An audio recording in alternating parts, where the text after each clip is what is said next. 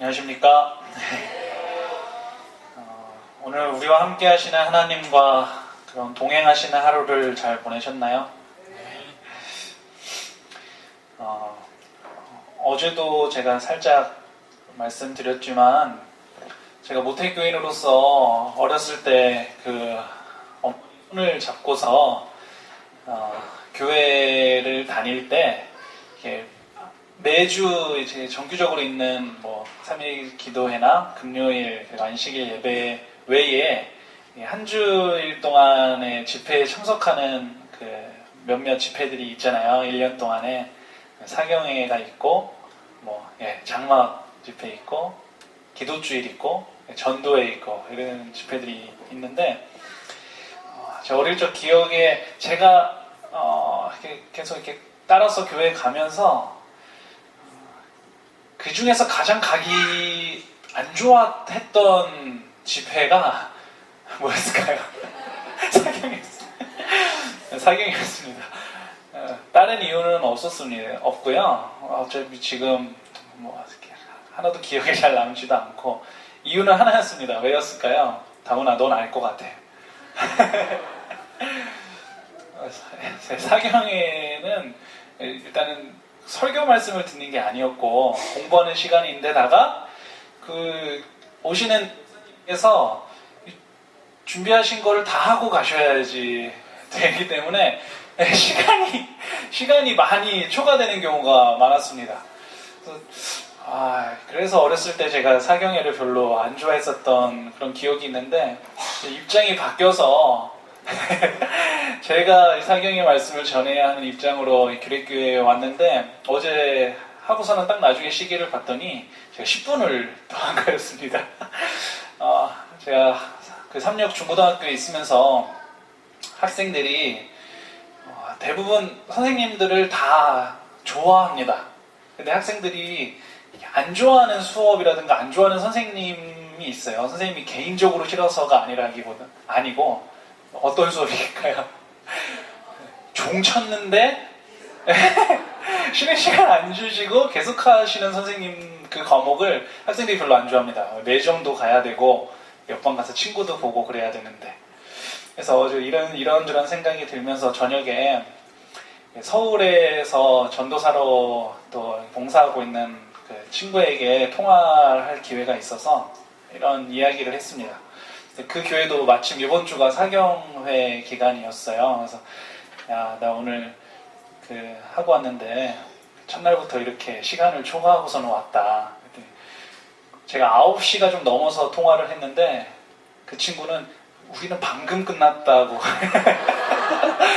그래? 누가 오셔서 하셨길래 1시간 반도 더 하셨어? 그랬더니 그 남원주교회에 계시다가 지금은 발령받아 가신 김일환 목사님이 그 교회 사경에 강사로 오셨다는 겁니다. 그래서 그래도 거기 교회는 명 강사님이라도 오셨으니까 초과하셔도 되지만 이거 가르치지도 못하면서 시간까지도 초과하면은 이거 큰일이라고 막 이러면서 웃으면서 통화를 했었습니다.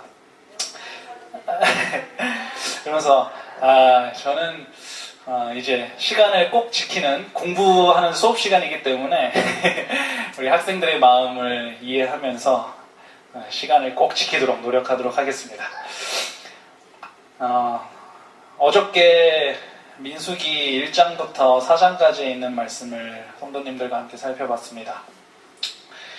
그러면서 하나님께서 이스라엘 백성들을 출애굽하신 이후에 조직화하시고 그분의 군사로 거듭나게끔 하시는 가운데 하나님께서 중요하게 여기시는 것은 속도가 아니라 그들의 마음 가운데 중심이 무엇이냐 그것을 중요시 하시면서 이스라엘 백성들을 조직화하셨던 모습을 우리가 살펴봤습니다.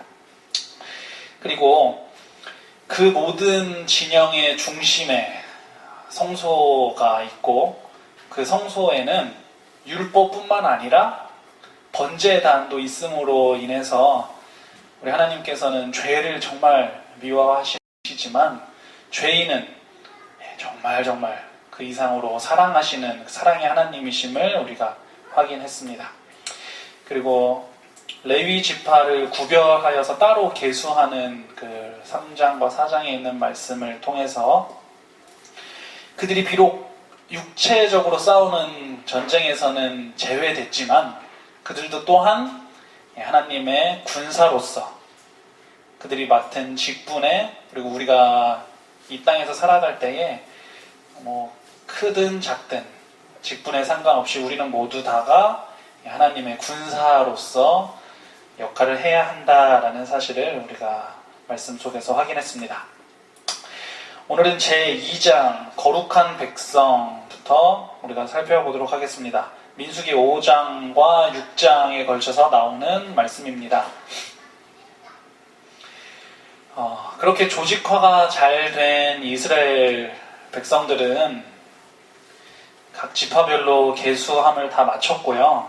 그들은 이제 앞으로 그들이 겪게 될 그 전쟁에서 각자가 맡은 역할들을 잘 해내게 될 것이었습니다. 그런데 민수기 5장 말씀을 살펴보면요, 때로는 이스라엘 백성들이 그들이 싸워야 할 대상이 칼과 창을 들고 있었던 가나안 민족이 아니라 종종 그들의 가정에 나타났던 것을 살펴볼 수가 있습니다. 그들의 가정에도 이러한 싸움이 나타났던 것 같습니다. 오늘날도 그렇지만 그 당시 이스라엘 백성들에게 있어서는 그들의 그 군대를 이루고 있었던 가장 기본 단위가 가정이었습니다. 12개의 지파들, 각각 지파는 가정들의 모임이 뭉쳐져서 지파를 이뤘고, 그렇기 때문에 튼튼하고 건강한 가정은 곧 이스라엘 전체 군대의 건강함을 의미하는 것이었습니다. 이걸 누가 잘 알고 있었냐면 사단이 너무나 잘 알고 있었던 것 같습니다. 그 사단은 아무도 모르는 사이에 이 가정들을 하나씩 무너뜨리려고 노력한 것 같습니다. 그래서 가정이 무너지면 결국 지파가 무너지게 될 것이고, 그것은 이스라엘 전체가 흔들리게 되는 것을 이 사단이 너무나 잘 알았던 것이죠. 그래서 이스라엘 백성들이 우리가 앞부분에서 살펴봤듯이 그렇게 체계적인 조직을 이룸으로 인해서 그들이 큰 전쟁에는 능했을지도 몰라도 이 가정에서 일어나는 작은 전쟁들에는 잘 준비되지 못했음을 우리가 확인하게 됩니다. 눈에 보이는 그런 적들은 잘 준비해서 싸울 수 있었지만 눈에 띄지 않는 아주 조그마한 적들에는 방심을 했던 것이죠. 이걸 너무나 잘 알고 있었던 사단이 하나님의 군대의 가장 기본 단위인 이 한 가정을 공격하기 시작했는데, 그가 사용한 가장 탁월한 무기가 바로 의심이었습니다.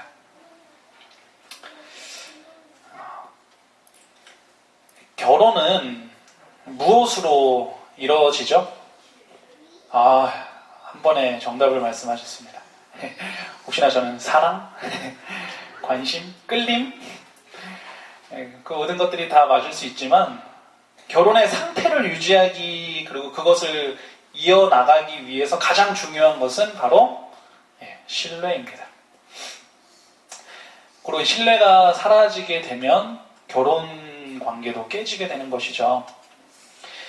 우리 교재 32페이지에는 이렇게 적혀 있습니다.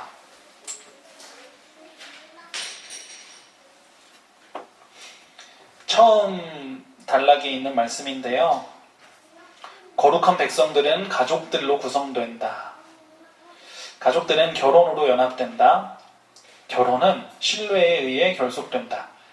결혼 생활에서 신뢰가 깨질 때 사회 구조가 헝클어지기 시작한다. 라고 되어져 있습니다.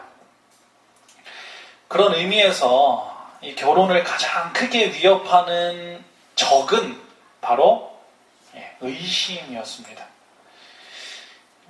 의심은 어떻게 보면 드러난 죄보다도 오히려 서로를 더 멀어지게 만드는 것 같습니다.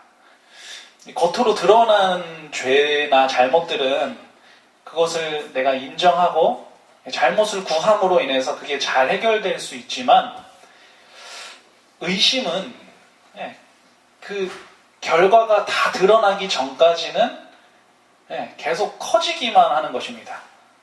그리고 관계는 점점 멀어지게 되죠. 그래서 하나님께서 이 가정을 파괴하는 이 의심을 제하시기 위해서, 그 문제를 해결하시기 위해서 한 제도를 마련하시는데, 그게 바로 민수기 5장 11절부터 쭉 나오는 29절에는 요거를 가리켜서 의심의 법, 이것입니다. 소재입니다. 의심의 소재. 그 당시의 사회 배경을 이해하기 위해서 여기 교재에서 이렇게 기록하고 있습니다. 33페이지에 있는 내용인데요. 제가 띄엄띄엄 읽겠습니다. 두 번째 단락인데요. 하나님께서 무엇을 하려고 하셨는지를 이해하기 위해 우리는 먼저 이스라엘 사회에서 남자들이 기본적으로 법적인 문제들을 담당했다는 사실을 기억해야 한다. 그리고 그 아래로 셋째 줄이 더 띄어서요. 남자들은 간음에 대한 판결을 내리는 이스라엘 법정을 주관했다. 그래서 남자로만 구성된 법정은 남편 쪽으로 쉽게 기울어질 수 있었다. 그 다음 단락입니다. 간음으로 고소된 무고한 여성들은 남자들만으로 구성된 법정이 그들에게 린치를 가할 수 없도록 특별한 보호를 필요로 했다. 간음으로 고소된 남성들은 그러한 보호가 필요 없었고 따라서 그들을 위한 아무런 의식도 없었다라고 되어져 있습니다. 바로 오늘날과는 다르게 여성들이 굉장히 소외되고 약자였던 시대였죠. 남성 중심의 사회였습니다. 근데 오늘날은 좀 반대까지는 아니더라도 이제 거의 평등한 사회가 많이 된 것 같습니다. 우리나라 대통령만 해도 여성 대통령이시고, 올림픽이나 운동 경기 같은 거를 봐도 여성들이 더 두각을 드러내는 것 같기도 하고요. 저희 학교 교무실도 제가 이렇게 종종 가보면 남자 선생님들의 목소리는 거의 들리지 않습니다. 여선생님들이. 근데 민수기의 배경은 그렇지 않았던 것 같습니다. 민수기 5장의 그 내용은 이렇습니다. 이 남편의 마음에 나의 아내가 나 다른 남자와 외도했다라는 의심이 들게 됩니다. 그런데 뭐가 없냐 하면 물증이 없습니다. 증거가 없어요. 물증은 없지만 심증은 100%. 그렇다고 해서 이 여인을 간음죄로 고소할 수도 없었습니다. 왜 그랬냐면은 그 당시의 법으로는 뭐가 필요했냐면은 증인이 필요했는데 2명의 증인이 필요했습니다. 이러지도 저러지도 못하는 이 남편의 마음에는 점점 뭐가 커졌을까요? 의심이 점점 커졌겠죠. 의심의 노루로 의심이 자라면서 그런 의심을 가진 채로 나의 아내를 바라보니까 하는 행동, 하는 말, 심지어 나를 쳐다보는 눈빛까지도 아마 다 의심스러웠을 것입니다. 이렇게 의심이 자라가는 동안에 자연스럽게 둘의 관계는 멀어지게 됐겠죠. 그리고 부부가 멀어짐으로 인해서 당연히 그 가정에 있었던 자녀들까지도 불행해지는 것은 어떻게 보면 당연한 이치입니다. 결국 가정에 아주 이 조그만한 의심이라는 작은 돌멩이가 들어와가지고는 그 화목했던 한 가정의 뿌리를, 그 기둥을 완전히 흔들어 놓는 결과를 낳게 된 것입니다. 그렇게 시작된 이 불신의 씨앗은 점점 커져서 걷잡을 수 없게 되고 결국 가정을 파괴하고 말 것이었습니다. 교재 34페이지에 있는 내용입니다. 두 번째 단락인데요. 이렇게 의심받는 여성들과 그들의 결혼 생활을 보호하기 위하여 하나님께서는 그들의 문제를 인간 법정에서 취하여 자신이 친히 판단하셨다라고 되어져 있습니다. 이 문제는요, 사람이 해결할 수 없는 문제였습니다. 증인도 없고 증거도 없고 의심을 해결할 수 있는 분은 오직 그 모든 것들을 알고 계시는 하나님 한 분이셨던 것이죠. 그래서 하나님께서 이 가정을 보호하시고 이 의심이라는 것을 가정에서 제하시기 위해서 직접 재판에 개입하시는 모습을 보게 됩니다. 이게 바로 민수기 5장에 나오는 이 의심의 소재의 내용인데요. 그 방법은 간단히 이렇습니다. 이 의심을 품은 남편이 소재를 가지고 그의 아내를 이제 성막에 있는 제사장에게로 데리고 갔습니다. 그리고 이 제사장은 그 여자를 재판관이신 하나님 앞에 세운 후에 하나님 앞에 겸손의 표시로 이 머리를 풀게끔 했고요. 그 다음에 그녀의 손 위에 이 소재를 두었습니다. 세 번째로 그 다음에 이 제사장은 이 여인에게 하여금 맹세하도록 합니다. 그것은 그녀가 남편에서 정절을 지키지 않았다면 그녀에게 임할 아주 조건적인 저주의 내용이었습니다. 그런 맹세를 이 여인이 한 다음에 이 제사장이 그 저주의 내용을 두루마리에 적습니다. 그 다음에 성막 바닥에 있었던 이 티끌을 조금 취한 후에 그것을 물에 타서 그 물에다가 이 저주의 내용을 적었던 두루마리를 속에 넣어서 그 글자들을 지우도록 했습니다. 물에 저주의 내용들이 들어가도록. 그리고 그 다음에 이 제사장은 하나님께 소제를 드린 후에 이 의심받는 여인이 그 물을 마시게끔 했습니다. 이게 민수기 5장에 나오는 이 의심의 소재의 법의 내용입니다. 이 여인이 마신 물이 그 혐의를 받고 있는 그 여인의 몸속으로 들어갔을 때 하나님께로부터 오는 이 징벌의 유무가 그분의 판결을 드러내는데요. 이 여인이 만약에 범죄에 대한 이 양성 반응을 보이게 되면 어떤 결과가 일어났을까요? 그녀가 이제 생식 기능을 상실하게 되는 것이었습니다. 그래서 더 이상 자녀를 낳을 수 없게 되는 것이었고, 하지만 그녀가 하나님 앞에서 무죄한 사람이었다면 아무런 일도 일어나지 않고 그녀의 생식 능력도 보존된다라는 것이 이 의심의 소재의 내용이었습니다. 이처럼 하나님께서 각 가정으로부터 이 의심을 해결하기 위해서 친히 이 문제에 개입하셨는데, 하나님께서 성막 본부에 오셔가지고 직접 판결을 내리신 이 일이 성경에 유일무이하게 기록된 사건이라고 합니다. 이것이. 그렇다면 왜 하나님께서는 이렇게 조금은 복잡하고 좀 번거로운 방법인 것 같은 이런 방법을 주셨을까요? 민수기 5장에서. 그 제사장이 가지고 있었던 우림과 둠밈을 통해서 그냥 바로 알려주실 수도 있으셨을 거예요. 그죠? 그리고 그 당시에 제비뽑기를 통해서 누구였는지 쉽게 알려주실 수 있었을 겁니다. 그게 아니면 이 아나니아와 삽비라처럼 그냥 즉결 심판, 그 자리에서 죄가 있다 없다를 통해서 생명까지도 앗아가실 수 있으셨을 겁니다. 충분히. 그런데 왜 이렇게 복잡한 절차를 하나님께서 주셨을까요? 맞습니다. 여기 교재 34페이지의 중간 부분에는 이렇게 기록되어져 있습니다. 9번째 줄부터 있는 말씀인데요. 그분은 있는 그대로의 상황을 정확히 아셨으며 제사장의 우림과 둠밈을 통하여 그분의 뜻을 알리시는 것 등과 같은 수단을 통해 훨씬 더 단순하게 그분의 판결을 통보하실 수 있으셨다. 그러나 성소에서 행해지는 엄숙한 예식은 의혹을 품는 남자에게 정의가 충만히 실현되고 있다는 것과 하나님의 판결이 옳다는 깊은 인상을 줄 것이었다라고 되어져 있습니다. 그러니까 그것은 지금 이 의심을 품고 있는 남자에게 정의가 잘 실현되고 있다.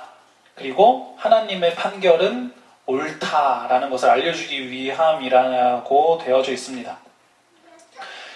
그러니까 지금 이 가정에 정말 중요한 문제는요, 죄의 유무가 아니라 남편 마음속에 있는 의심이 가장 큰 문제였습니다. 그래서 하나님께서 그로부터 이 의심을 제거해 주시기 위해서 직접 하나에서부터 10까지 그 남편이 본 눈으로 보도록 하시면서 그 모든 과정이 진행되도록 하신 것입니다. 그래서 이 과정을 쭉 남편이 지켜봄으로 인해서 마음속에 있던 뭐가 사라지게 됐을까요? 의심이 사라질 수가 있는 것이었습니다. 고로 이날 이 여인이 마셨던 이 물에는 두 가지 효능이 있었습니다. 하나는 심판이었고요. 하나는 치유였습니다. 만약 그 여인이 죄를 지은 사람이었다면 이 물은 심판의 물이 되는 거였죠. 저주의 물이었습니다. 하지만 그녀가 하나님 앞에서, 남편 앞에서 죄 없는 사람이었다면 그 물은 치유의 물이 되는 것이었습니다. 깨어진 신뢰를 치유하시고 또 무너진 관계를 치유하시고 조각났던 가정을 회복하는 그런 물이 되는 것이었습니다. 그래서 민수기 5장에서 각각의 가정들을 향한 하나님의 깊은 애정을 우리가 발견할 수가 있는 것입니다. 우리의 가정은 삼위 하나님의 그 연합을 인간들에게 보여주셨던 최초의 제도였습니다. 하나님의 형상대로 창조된 우리 사람은 세 분 하나님께서 연합하시듯이 우리도 가정을 통해서 둘이 한 몸이 되는 경험을 하도록 하셨는데요. 그것을 알았던 이 사단이 가장 먼저 그 둘을 갈라놓게 되었습니다. 죄가 세상에 들어오면서 나타난 첫 번째 결과는 하나님과 분리되는 거였고, 부부 간의 분리를 가져오게 되었습니다. 그래서 우리 하나님께서는 그 무엇보다도 우리의 가정이 파괴되는 것을 가장 슬퍼하시는 것 같아요. 그래서 우리의 의심이라는 것을 해결하기 위해서 직접 그 문제에 개입하시는 그런 하나님의 열심을 민수기 5장에서 우리가 살펴볼 수 있는 것입니다. 사도행적 12쪽에는 이런 말씀이 있습니다. 교회는 하나님께서 특별한 의미에 있어서 당신의 최고의 관심을 쏟으시는 대상이다. 그런데 오늘날의 이 교회도 구성하는 기본 단위는 가정인 것이죠. 그런 의미에서 오늘날 하나님께서 가장 큰 관심을 보이시는 것은 우리들의 가정입니다. 혹시 모르겠습니다. 혹시 우리 중에도 이렇게 가정의 문제로 괴로워하고 계시는 분이 있는지도 모르겠습니다. 도저히 해결될 것 같지 않아 보이는 문제로 인해서 또 말 못할 고민과 또 걱정을 하시는 분이 혹 이 자리에도 계신지 모르겠습니다. 하지만 우리가 이 민수기 5장을 통해서 꼭 잊지 말아야 하는 것은요, 우리 하나님께서는 우리 가정이 가지고 있는 그 문제에 직접 나서서 개입하실 만큼 저와 우리 모두의 가정을 사랑하시는 분이라는 사실입니다. 그리고 기도해야겠죠. 내가 속한 내 가정이, 우리 가정이 그런 축복의 통로가 될 수 있기를 우리가 간절히 간구해야 합니다. 그렇게 하면 우리 하나님께서는 어떠한 방법을 통해서라도 반드시 우리의 가정을 회복시키실 것입니다. 그게 이 민수기 5장, 이 의심의 소재에서 우리가 배울 수 있는 점입니다. 누군가에게 그 의심을 받는다는 것은 굉장히 괴로운 일이죠. 제가 살고 있는 곳이 그 11층에서 제가 살고 있습니다.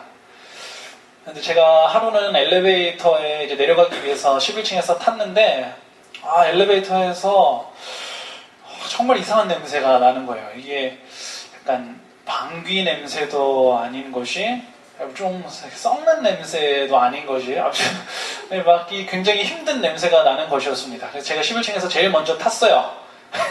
내려가는데 7층이었나 8층인가에서 한 젊은 친구들이 여러 하는 거였습니다.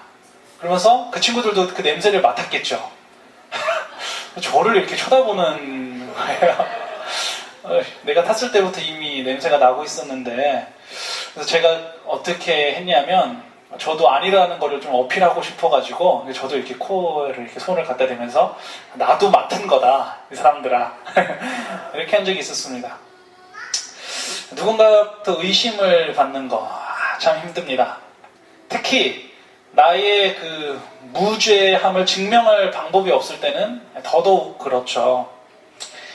그런데 바로 그때 우리는 나의 그 모든 것들을 알고 계시는 하나님이 계시다라는 것을 우리가 기억해야 합니다. 내가 일일이 말하지 않더라도, 목에 이렇게 핏대를 세우면서 이야기하지 않더라도 내 진심을 알아주시는 분이시죠. 세상은 보여주고 막 고백하고 확신 있게 외친다고 하더라도 여전히 그렇게 의심하는 사회이지만, 우리 하나님은 우리 모든 것들을 다 아신다는 사실이죠. 비록 그것이 나의 연약한 부분, 나의 약점일지라도 그것마저도 다 이해하시는 분이시죠. 그런 하나님이 우리에게 계심을 인하여서 우리 감사하게 되는 우리 모두가 되기를 바랍니다. 누가복음 7장 37절에는 우리가 익히 너무나 잘 아는 한 여인의 이야기가 나옵니다.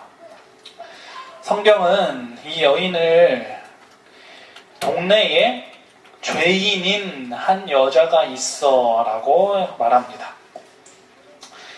이 표현만 보더라도 그녀가 당시에 누가 보더라도 틀림없는 죄인으로밖에 여기지 않는 그런 여인이었음에 분명하죠.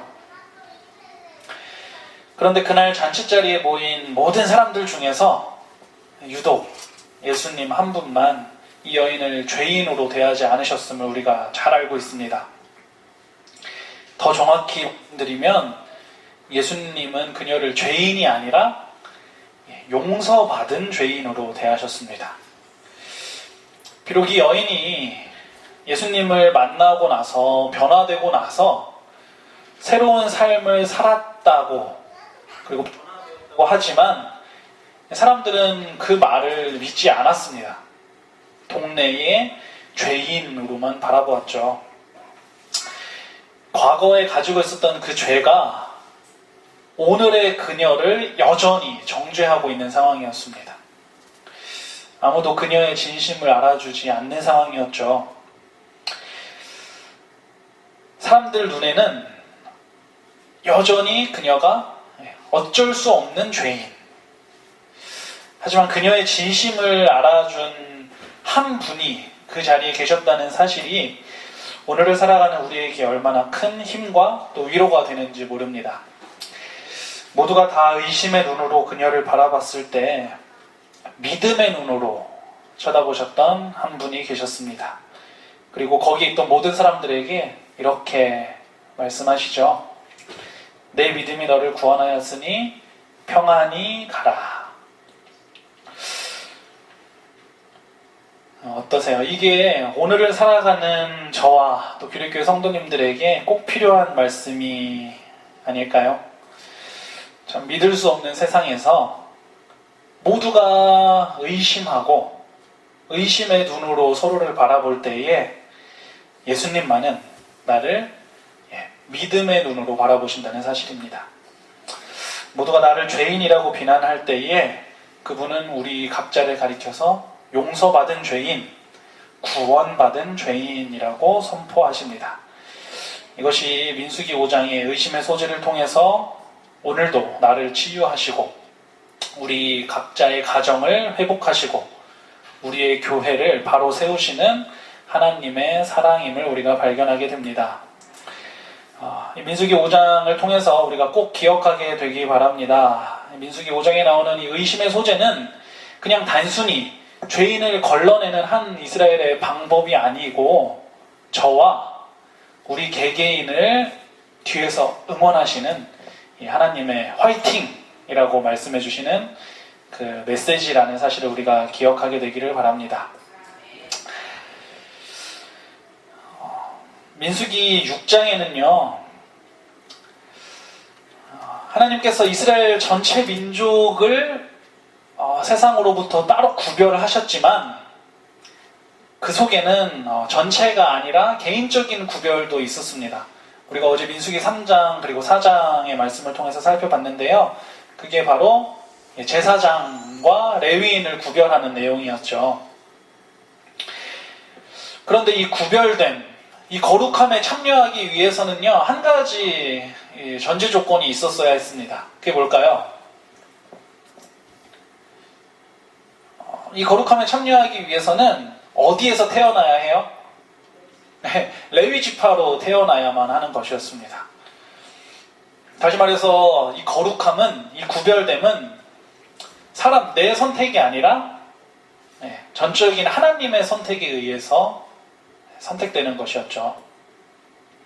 그런데 이스라엘 백성들 중에서 본인, 내 선택에 의해서 개인적으로 이 거룩함, 이 구별됨을 경험할 수 있는 기회가 주어지는 내용이 민수기 6장에 나옵니다. 그게 뭐였을까요? 그게 바로 나실인 서약이었습니다. 이게 민수기 6장에 나옵니다. 교재 38페이지에 있는 내용입니다. 평민을 위한 특별한 거룩함이라는 챕터인데요. 이스라엘 백성 중에서 아론의 후손으로서 남자들만이 특별히 성막에서 봉헌된 제사장으로서 봉사함으로써 하나님께 가까이 나아갈 수 있었다.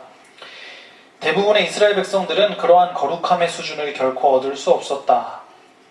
그럼에도 불구하고 여호와께서는 남자들과 여자들 모두에게 나실인 서약을 함으로써 일정 기간 다른 종류의 특별한 거룩함을 경험할 기회를 주셨다라고 기록되어져 있습니다. 민수기 6장 1절부터 3절에는 이런 말씀이 기록되어져 있죠. 여호와께서 모세에게 일러 가라사대 이스라엘 자손에게 고하여 그들에게 이르라. 남자나 여자가 특별한 서원 곧 나실인의 서원을 하고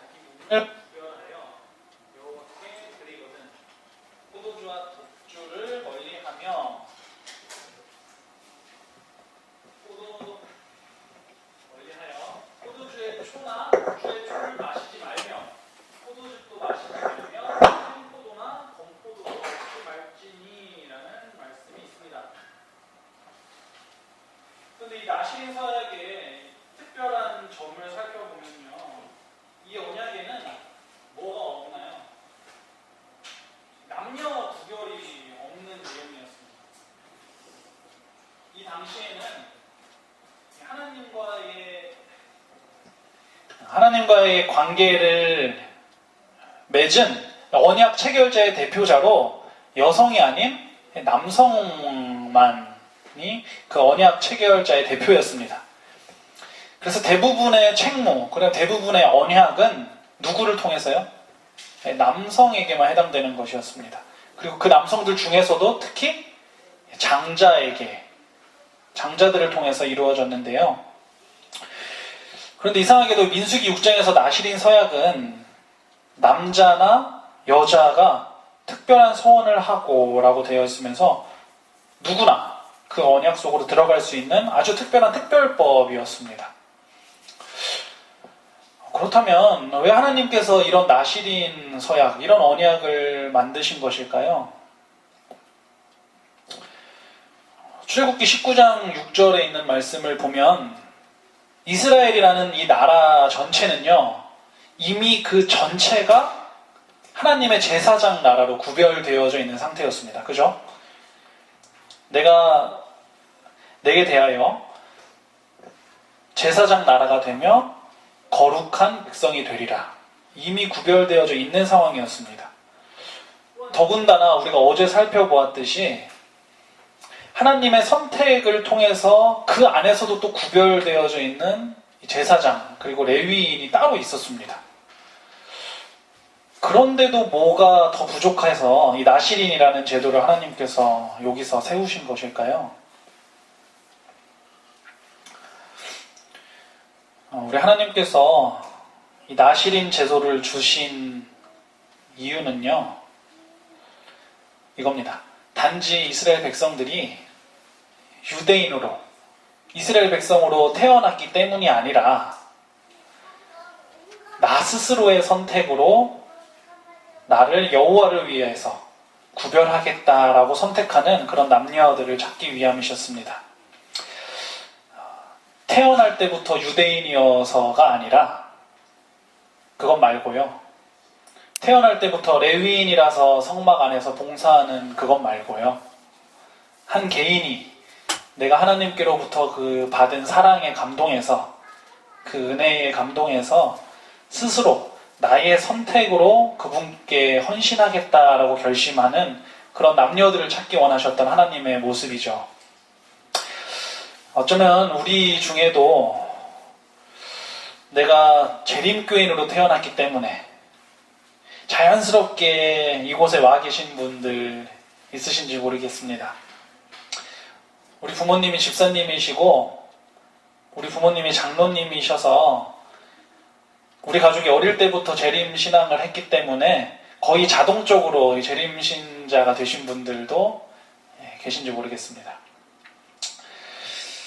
마치 유대인으로 태어났다는 그 이유만으로 그 제사장 나라로 구별된 이스라엘 백성들처럼 말이죠. 그런데 하나님께서는 오늘 우리 모두에게 그 이상의, 거기서 멈추지 않고 거기서 한 걸음 더 나아간 헌신을 요구하신다는 사실입니다.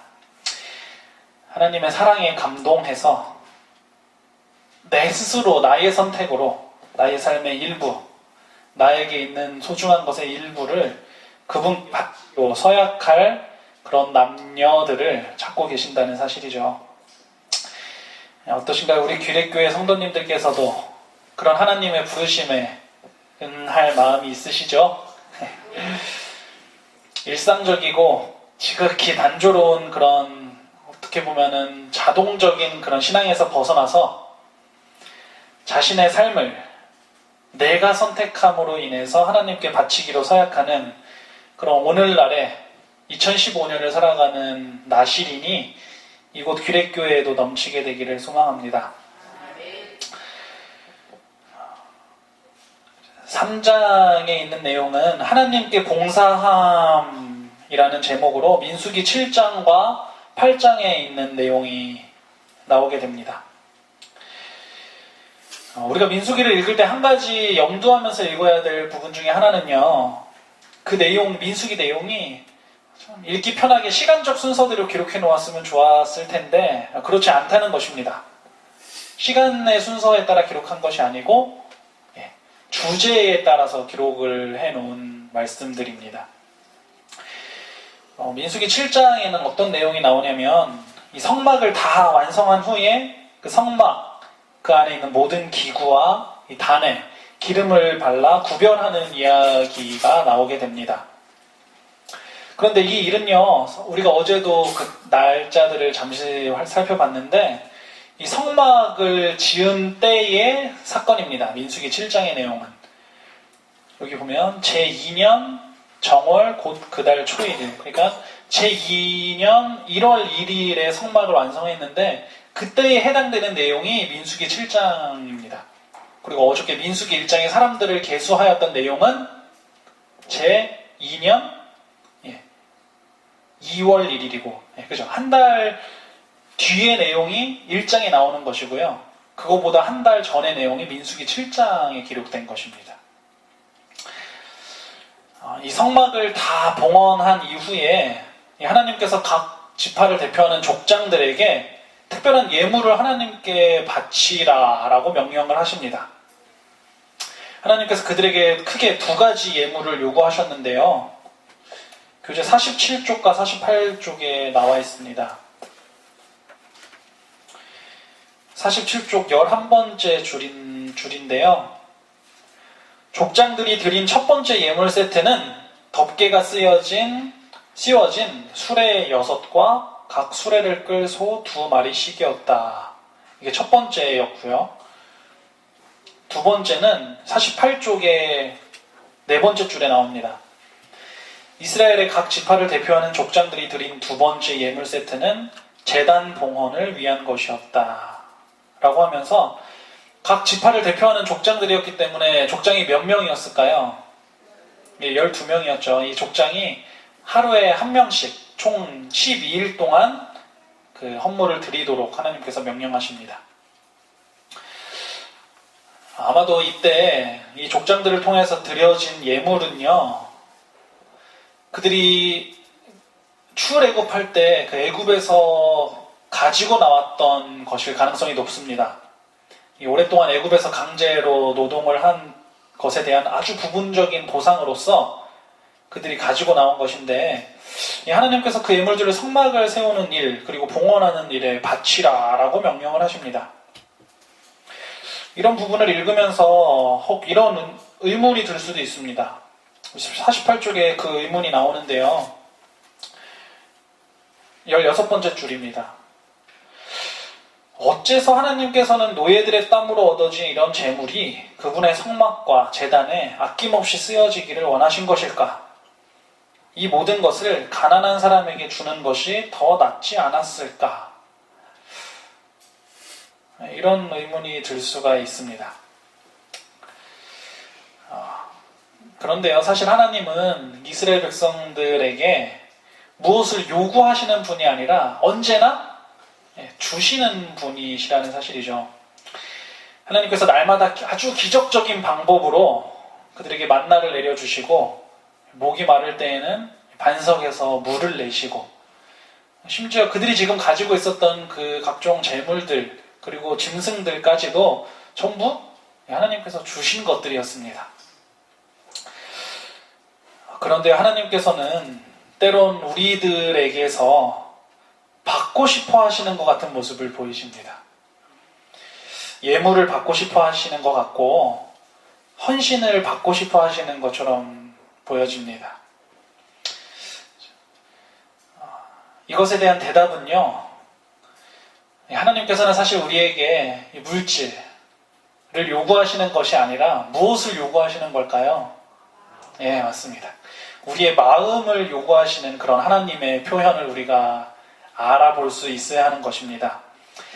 부모님께서 아이에게 맛있는 아이스크림을 사주시고 나서 도리어 한 입만 달라고 하시는 그 이유는 그 아이스크림이 너무 맛있어서 먹고 싶어서일까요? 저는 나중에 그럴지도 모르겠습니다. 입맛이 아직 학생들이랑 비슷해서. 하지만 그렇지 않죠. 부모님은 얼마든지 그 아이스크림을 또 사실 수 있는 능력이 있으신 분들입니다. 그러나 내가 사준 이 아이스크림 중 한 입을 아이에게 달라라고 하시는 그것은 그 아이의 마음을 요구하는 것입니다. 내가 좋아하는 것을 부모님께 다시 돌려드릴 수 있는 그 마음을 확인하시고 싶어 하시는 것이죠. 하나님께서 가지셨습니다. 우리가 그냥 이 부분을 읽기에는 혹시 하나님께서 이 족장들에게 정말 어마어마한 양의 재물을 요구하시는 것처럼 보여지기도 합니다. 그죠? 우리가 보기에는 그렇습니다. 하지만 그것이 사실은 그들의 마음을 받고 싶어 하시는 하나님의 마음이라는 것을 우리가 깨달아야 하는 것이죠.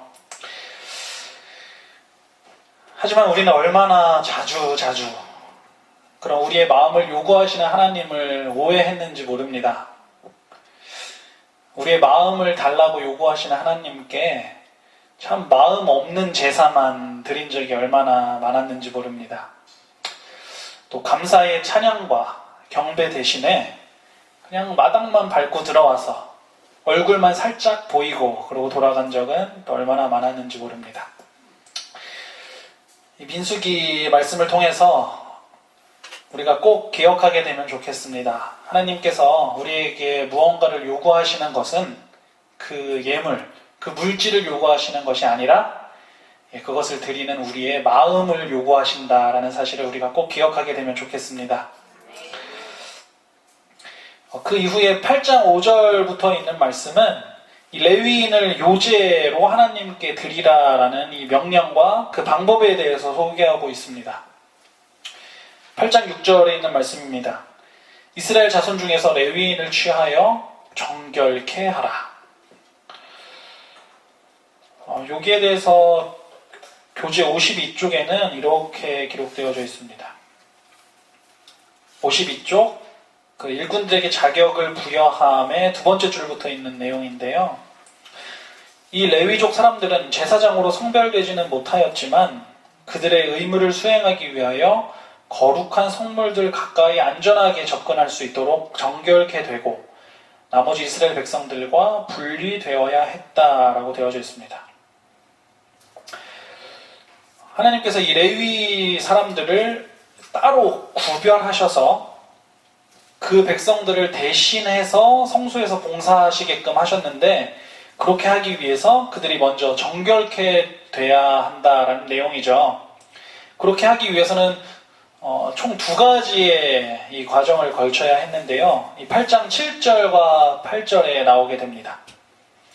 첫 번째는 이 레위인 몸에 행해지는 속죄의식이었고 이 두 번째는 짐승의 희생을 통해서 속죄를 하는 것이었습니다. 이런 단계를 거쳤습니다. 속죄의 물을 뿌리고 전신의 털을 삭도로 밀고 그리고 옷을 빨게 하는 행위를 먼저 했습니다. 그러니까 이 속죄의 물을 통해서 그들로부터 모든 죄의 요소들을 제거한다라는 의미가 있었고요.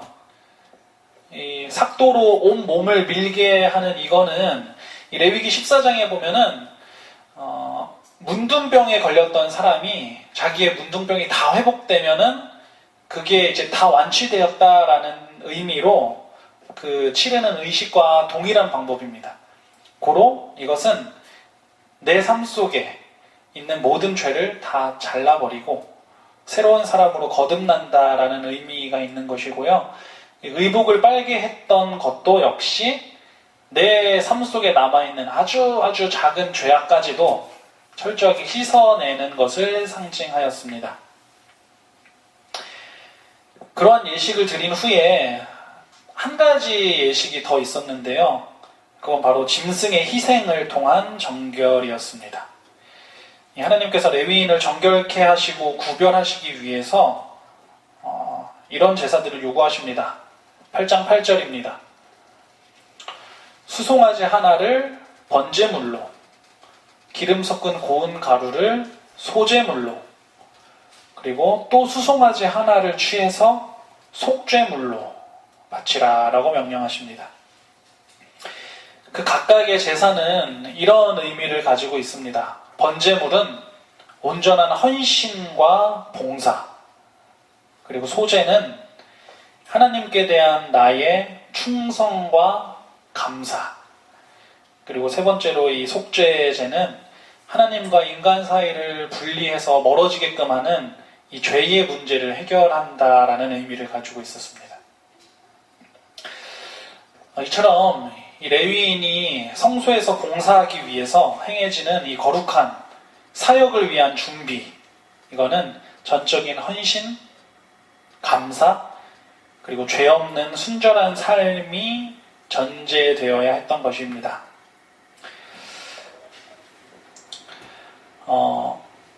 한 사람이 거룩해지기 위해서 잠잘 때도 넥타이를 메고 자는 사람이 있었습니다.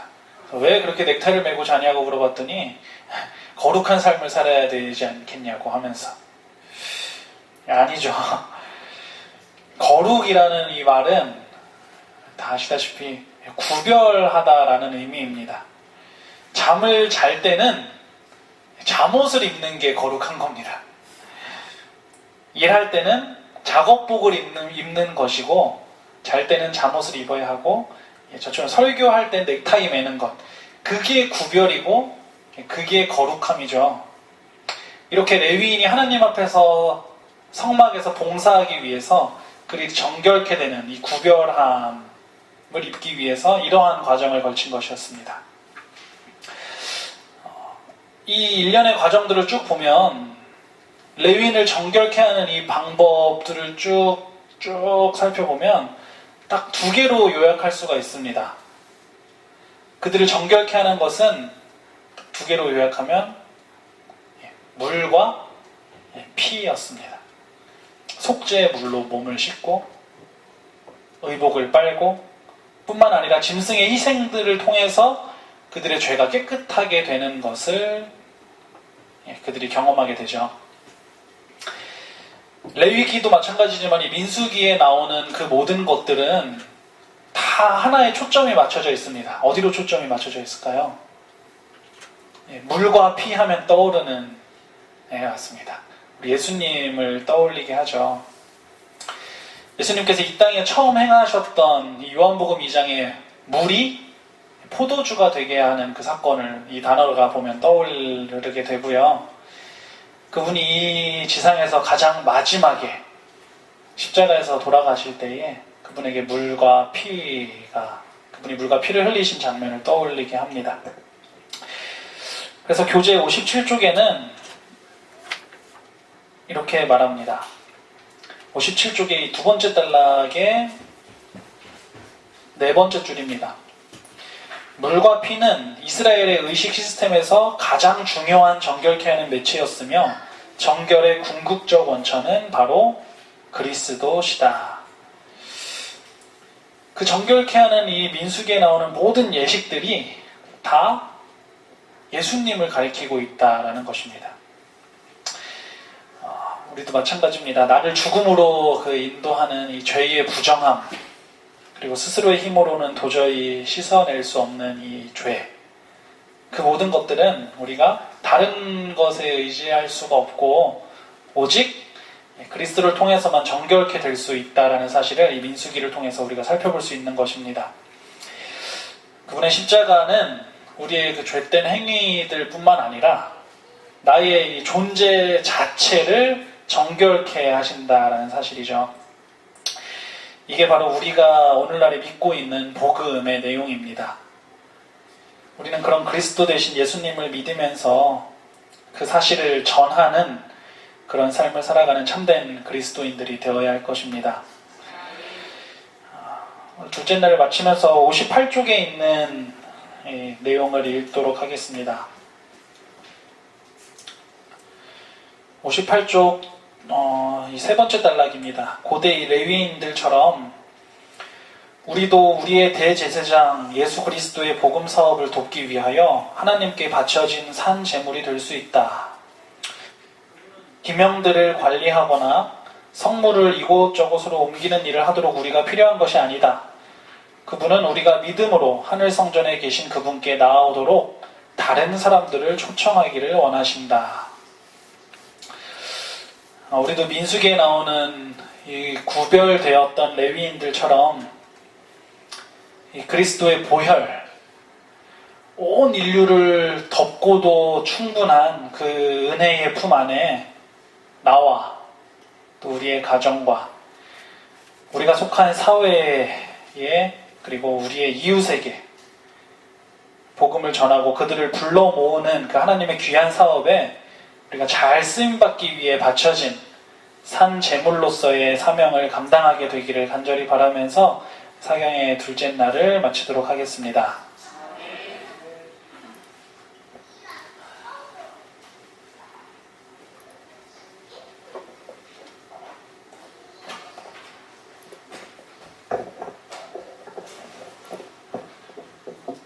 말을 받으셨죠? 찬미 140장을 부르겠습니다. 140장이요? 찬미를 부르던 목사님의 축도로 예배를 마치겠습니다.